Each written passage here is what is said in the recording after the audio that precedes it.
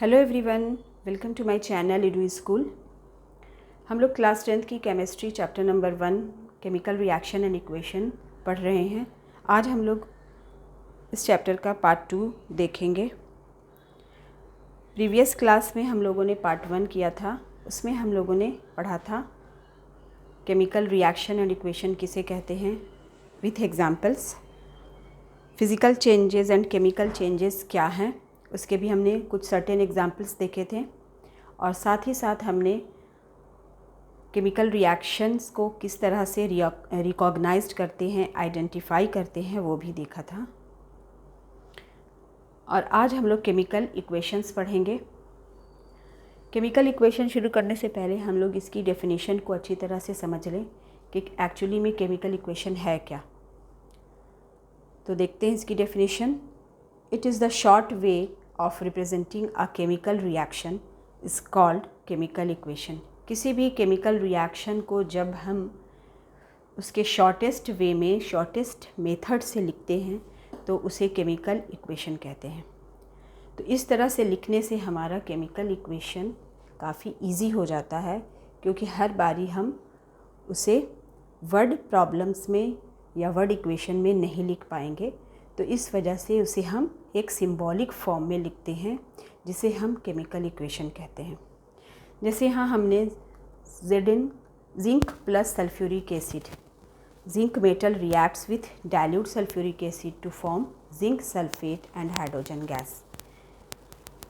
यहाँ हमने एक एग्जाम्पल लिया है। Zinc metal, zinc plus sulphuric acid, zinc is the metal and it reacts with dilute sulfuric acid to give zinc sulfate is the product plus hydrogen. Zinc sulfate and hydrogen is the product of zinc and sulfuric acid. तो ये जो form लिखी गई है, ये form word equation कहलाती है। तो इस फॉर्म को, इस वर्ड इक्वेशन को हम लोग जब और इजी प्रोसेस से लिखते हैं और इजी और शॉर्टेस्ट वे में लिखते हैं, सिंबॉलिक फॉर्म में लिखते हैं, तो इस प्रोसेस को हम लोग केमिकल इक्वेशन कहते हैं।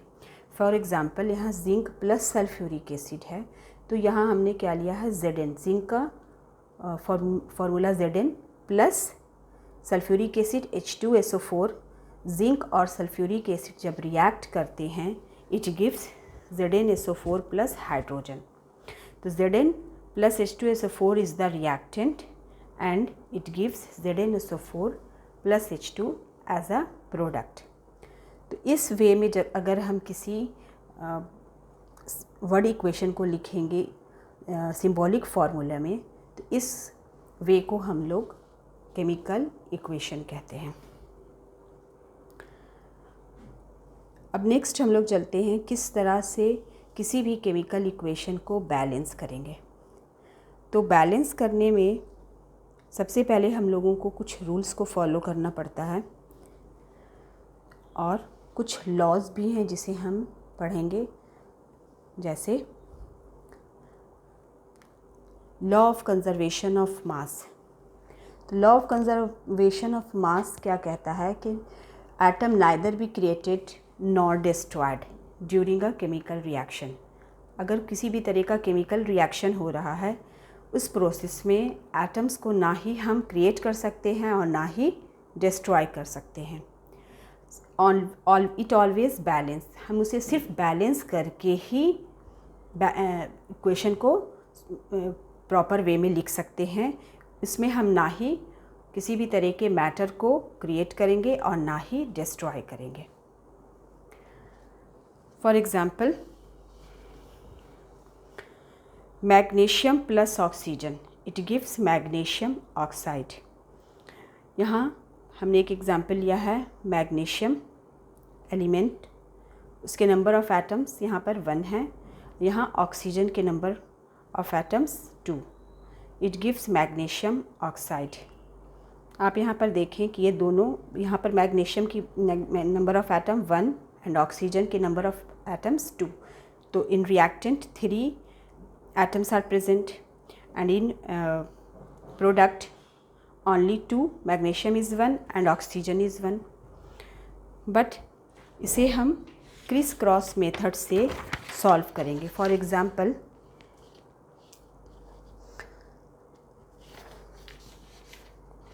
अगर हम लोगों ने मैग्नीशियम को ऑक्सीजन के साथ रिएक्ट किया तो ये हमें क्या देता है, मैग्नीशियम ऑक्साइड। यहाँ देखिए मैग्नीशियम की वैलेंसी 2 होती है, ऑक्सीजन की भी वैलेंसी क्या होती है 2। तो जब अगर हम मैग्नीशियम को ऑक्सीजन के साथ रिएक्ट करेंगे तो ये क्रिस क्रॉस मेथड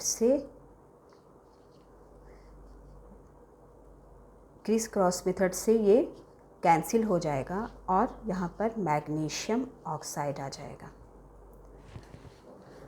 तो इस प्रोसेस से हम लोग किसी भी एलिमेंट को बैलेंस करते हैं। तो नंबर ऑफ रिएक्टेंट्स जितने होंगे उतने ही नंबर ऑफ प्रोडक्ट्स भी होंगे। आई होप कि ये पॉइंट आपको समझ में आया हो। अब आते हैं हम लोग किस तरह से किसी भी इक्वेशन को बैलेंस करते हैं। किसी भी इक्वेशन को बैलेंस करने का जो कॉमनली मेथड है वो है heat and trial method. Heat and trial methods के अकॉर्डिंग ही हम लोग नंबर ऑफ़ रिएक्टेंट जितने होंगे उतने ही नंबर ऑफ़ प्रोडक्ट्स होंगे। इस मेथड के ज़रिए हम लोग किसी भी इक्वेशन को बैलेंस करेंगे। तो बैलेंस करने के लिए कुछ रूल्स होते हैं जिन्हें हमें फॉलो करना चाहिए। अगर हम लोग इस रूल के अकॉर्डिंग चलते हैं तो हमारी बैलेंसिंग बहुत ही आसान हो जाती है। बहुत ही ईजीएस्ट वे में हम किसी भी बड़े से बड़े इक्वेशन को, डिफ़िकल्ट से डिफ़िकल्ट इक्वेशंस को हम लोग बैलेंस कर सकते हैं। तो पहला मेथड है balance poly atomic groups if present in both reactants and products.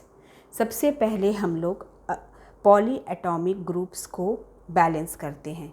अगर पॉली एटॉमिक ग्रुप प्रेजेंट है रिएक्टेंट्स या प्रोडक्ट में तो सबसे पहले हम लोग पॉली एटॉमिक ग्रुप को ही बैलेंस करेंगे।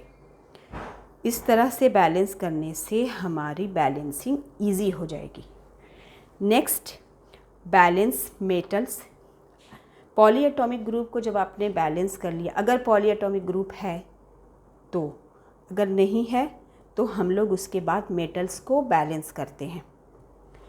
जब मेटल्स को बैलेंस कर लेंगे, थर्ड पॉइंट आता है balance non metals. Non metals को बैलेंस करते हैं। And last one is balance hydrogen and lastly oxygen. तो सबसे पहले बैलेंस करने का जो प्रोसेस है वो है balance poly atomic group if present in both reactants and products. अगर पॉली एटॉमिक प्रेजेंट है रिएक्टेंट और प्रोडक्ट्स में तो पहले हम उसे बैलेंस करेंगे। उसके बाद अगर मेटल्स प्रेजेंट है उस रिएक्टेंट में, उस इक्वेशन में, तो पहले हम मेटल्स को बैलेंस करते हैं। Next one is balance non metals and last one balance hydrogen and lastly oxygen. तो अगर इस प्रोसेस से हम लोग किसी भी इक्वेशन को बैलेंस करते हैं तो हमारी बैलेंसिंग बहुत ही इजी हो जाएगी। बहुत ही ईजीएस्ट वे में हम किसी भी इक्वेशन को बैलेंस कर सकते हैं। तो चलते हैं कुछ बैलेंस करते हैं इक्वेशंस। पहले यहाँ हमने एक इक्वेशन लिया है, example zinc plus sulphuric acid, it gives zinc sulphate plus hydrogen. इसे हमने सिंबॉलिक फॉर्म में लिख लिया है, Zn plus H2SO4, it gives ZnSO4 plus hydrogen. तो सबसे पहले हम एक कॉलम बनाते हैं। उस कॉलम में element, number of atoms in reactants जिसे हम LHS left hand side, and number of atoms in products RHS right hand side. इस तरह से पहले हम एक कॉलम बना लेंगे और इसके बाद हम देखेंगे कि इस इक्वेशन में क्या पॉली एटॉमिक ग्रुप्स है, अगर नहीं है तो क्या मेटल है। तो पहले हम देखते हैं इस पूरे इक्वेशन में पॉली एटॉमिक ग्रुप नहीं है तो क्या प्रेजेंट है इसमें। आप पहले देखें, इसमें मेटल प्रेजेंट है। तो मेटल जिंक को हम लोग पहले लिखेंगे element zinc. Number of atoms in reactant, This is the reactant side and this is the product side. Zinc in reactant side में आप देखें zinc 1 है and in product side zinc is also 1. Next one is hydrogen. Hydrogen is 2 in reactant. Hydrogen is also 2 in product. Sulfur 1 in reactant. Sulfur is also 1 present in product. Next, oxygen is 4 and in product oxygen is also 4.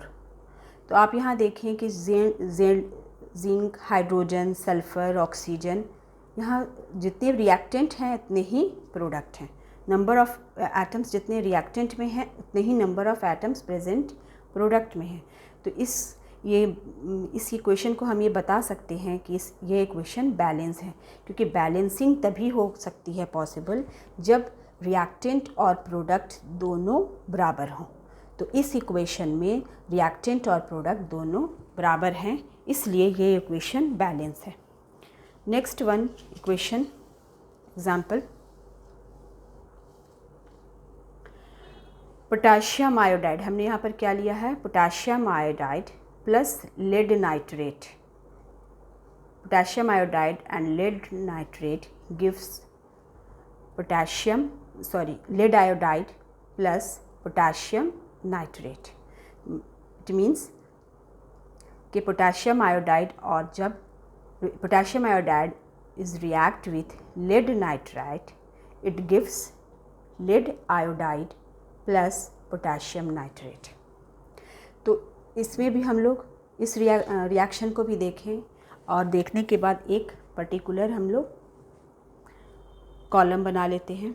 इस column में elements और group लिखेंगे. Reactant, product.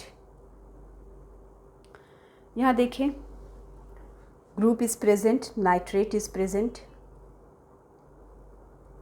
NO3. Reactant side में nitrate कितने हैं, 2 and in product में 1. जैसा कि हमने बताया था कि पहले हम लोग पॉली एटॉमिक ग्रुप को बैलेंस करते हैं, इसके बाद metals, after that non metal और उसके बाद हाइड्रोजन एंड ऑक्सीजन. तो यहाँ पर पॉली एटॉमिक ग्रुप आपको दिखाई दे रहा है, नाइट्रेट के फॉर्म में है. नाइट्रेट कितने हैं रिएक्टेंट में, 2 और प्रोडक्ट में 1. इट शोज़ कि ये बैलेंस नहीं है. Potassium is metal, potassium is 1 in reactant and potassium is 1 in product. It is balance. Lead in reactant 1, in product 1. Iodine in reactant 1 and in product 2. तो इस पूरे इक्वेशन में आप क्या देख रहे हैं कि नाइट्रेट ग्रुप बैलेंस नहीं है और आयोडीन बैलेंस नहीं है. तो इसे बैलेंस करेंगे. इस इक्वेशन को हमने यहाँ उतार दिया कि potassium iodide plus lead nitrate, it gives lead iodide plus potassium nitrate.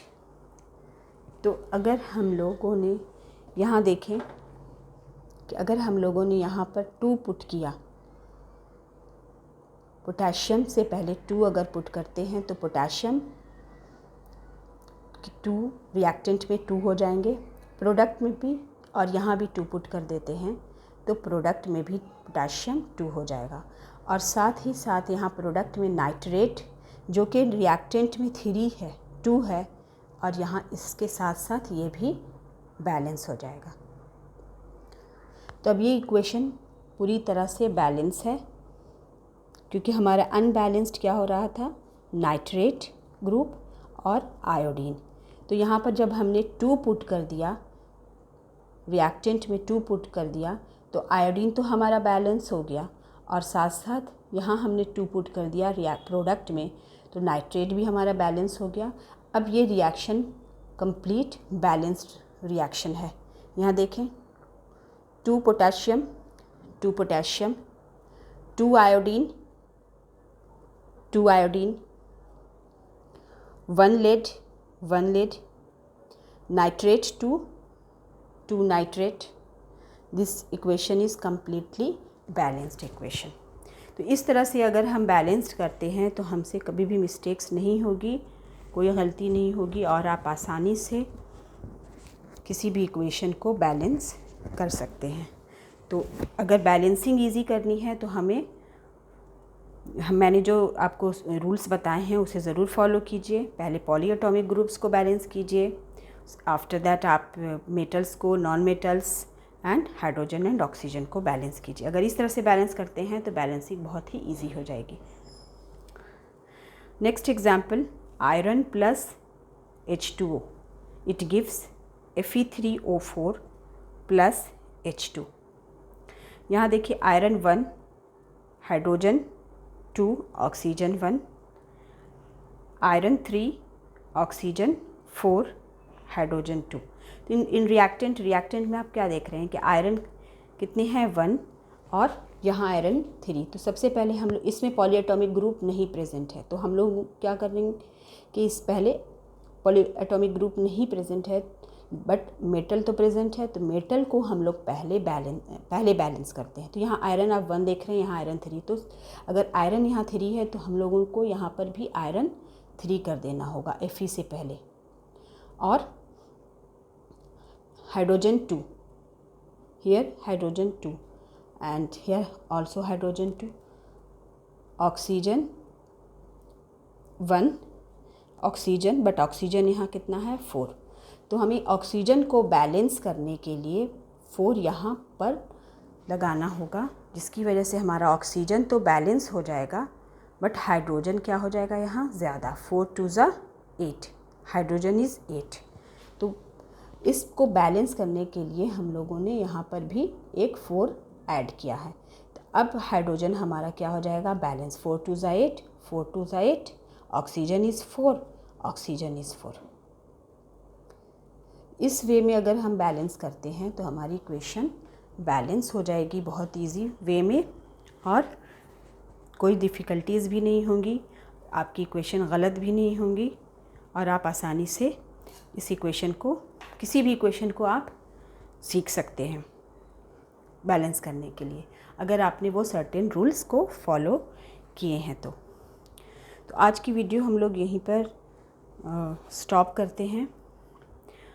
आगे के क्वेश्चंस नेक्स्ट वीडियो में हम लोग देखेंगे। आई होप कि आपको ये वीडियो पसंद आई हो, तो अगर पसंद आए तो ज़रूर आप इसे लाइक करें और क्लास 10th की केमिस्ट्री पढ़ने के लिए आप मेरे चैनल को ज़रूर सब्सक्राइब करें। अगेन मिलते हैं। Thank you.